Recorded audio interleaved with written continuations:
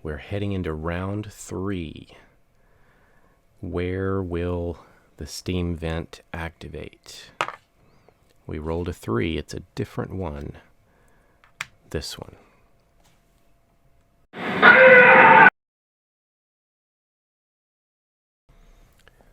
Just a couple of reminders to myself. The 2 and the 2 here.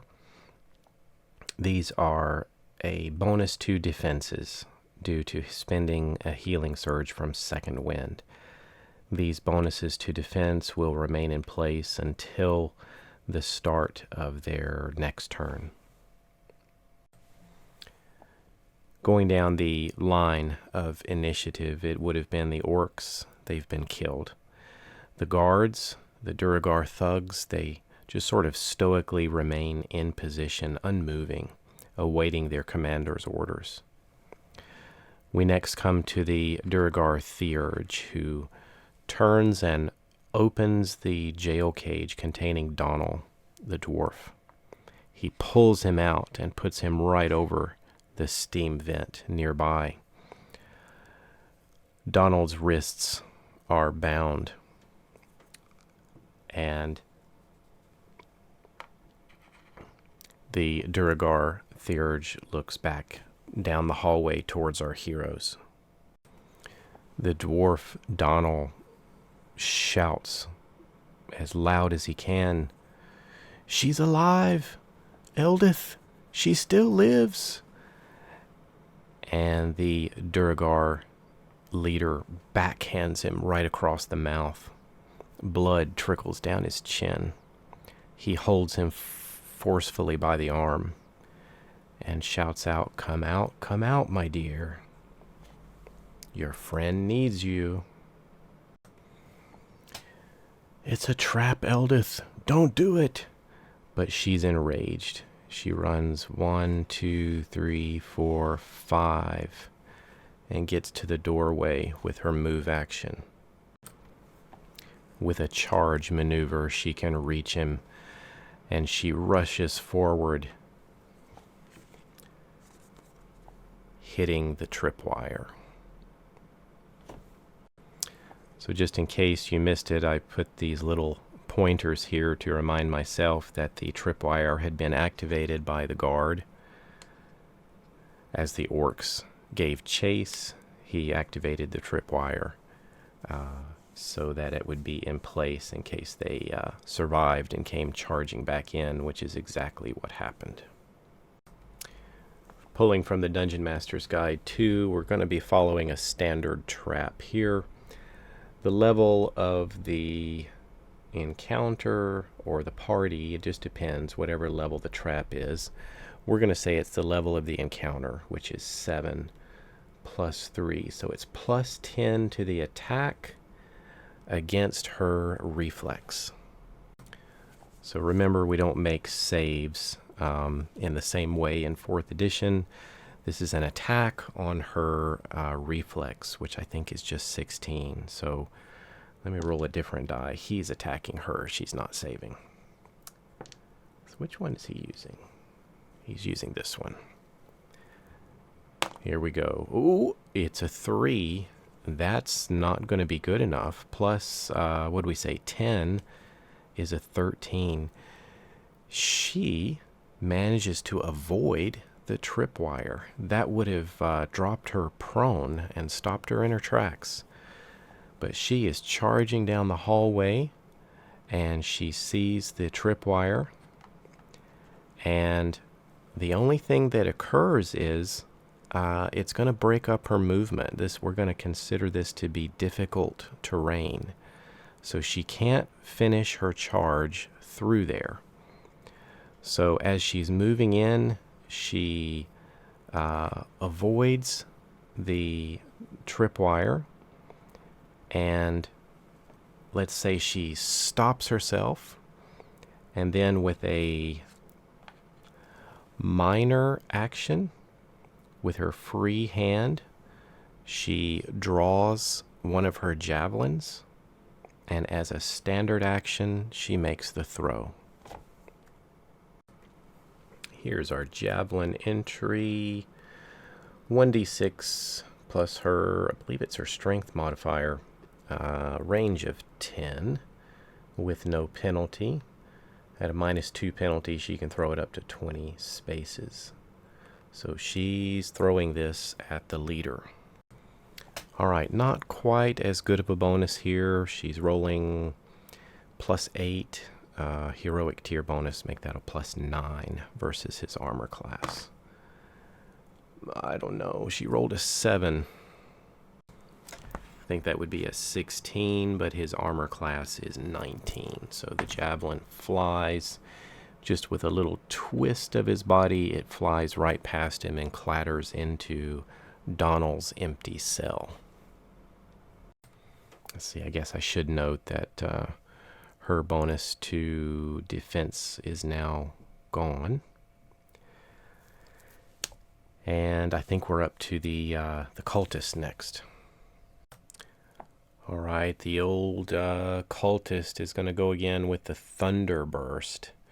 This will be mimicking the terrifying roar of the red dragon.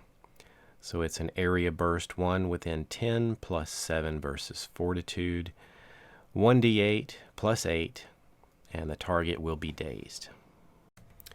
+7 versus fortitude, targeting Eldith first. That's a 9. I don't think that's going to be a hit. Yeah, a 16 does not hit her fortitude of 19. How about the Rogar? He's also in the blast. That's a 19. He gets rocked again. I think in the previous encounter he got hit with this. The terrifying dragon roar hits him for a d8. Let's pull out a d8 here. That is a 6 plus an additional 8, and he's dazed. Well, that damage of 14 drops Rogar to 29, and he's dazed until he makes a saving throw. So even though Rogar had a bonus to his defenses, it was still such a powerful attack that he is now dazed, only able to take 1 action per turn. After the thundering burst attack, the cultist, seeing the heroes approaching closer, slowly backs up to the edge of the chamber.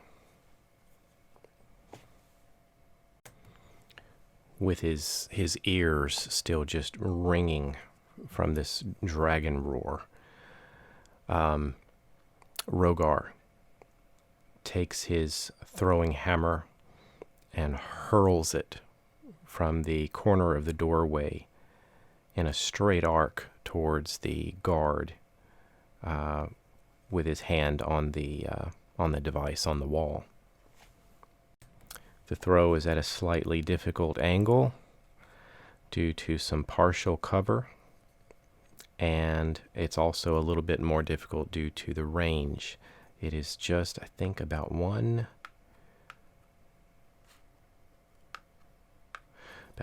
square beyond his normal range, if I'm not mistaken.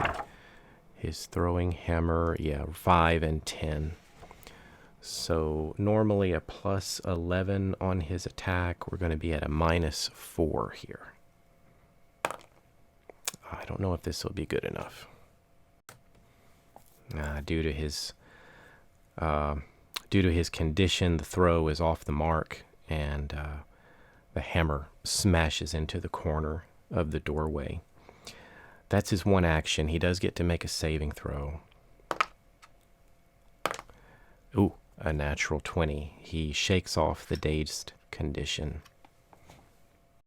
We are heading into round 4. It's time for the steam vents, and we hit steam vent number 2. 1, 2, 3, 4, 5. That's Donald. Oh no. That is Donald. The steam vent goes off as the Duragar holds him by the arm. Hot, just superheated steam comes shooting out right on his bare feet and up his legs, burning his skin. Donald struggles for his life, but the Duergar holds him in position with a muscled arm. The Duergar commander says, "Now." And the first guard approaches, getting into range, approximately 3 spaces away. 2, 3, 4, 5. Yep, he can get there. 1, 2, 3. 3 spaces away. So, summoning up these almost like fire spikes into his hand, the Duergar thug launches these infernal quills with a range of 3 right at Eldith. It's +9 versus armor class. Here is the attack roll. That is a hit. These quills, they will do 6 damage, and she's poisoned. Well, that drops Eldith to 51, and now she is poisoned. She must make a saving throw to end that condition. Otherwise, she will continue to take 2 points of poison per round. Rogar remains at 29 hit points at this time. I'm going to put a little dungeon command token here right beside this guard, indicating that he's used his encounter power, those infernal quills. At his leader's command, the next guard moves over and forcefully shoves Donald into the torture device. Amazingly, the Duergar guard seems unaffected by the hot steam vent.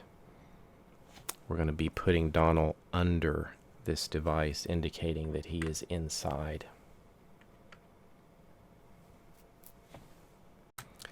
Just to reconfirm what that's about, Duergar have a resistance of 5 fire, so they are somewhat resistant to fire and poison damage. The remaining guard moves forward beside the other and launches his infernal quills at the party. So we'll put a little marker 2 indicating he's used his. This infernal quill attack will be fired at Rogar in sort of revenge for his attempt to hit him with a thrown hammer before. And the infernal quills, sort of in, I guess you could say karma, they sort of bury themselves in the side of the doorway here due to his partial cover. The Theurge enters some sort of stage of chanting, some sort of devilish chant, and all of a sudden brimstone hail, just fire rains down from the sky, from the ceiling, right towards our party. +9 versus reflex. This is an area burst 2 attack on the party's position, raining down, covering 2 circles around a center square. So it's going to potentially hit both of our heroes. The attack is against reflex, so targeting Eldith first.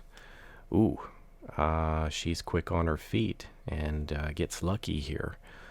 Avoids the worst of that. Rogar, well, that's a 10 + 9.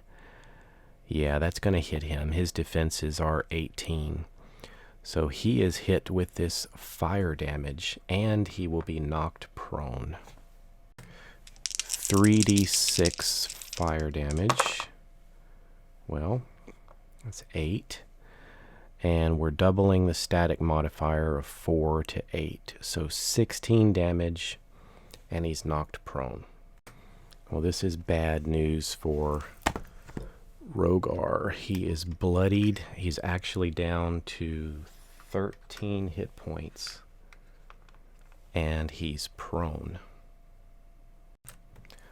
Donald's groans of pain can be heard, just sort of muffled through the torture device, the wall of the torture device.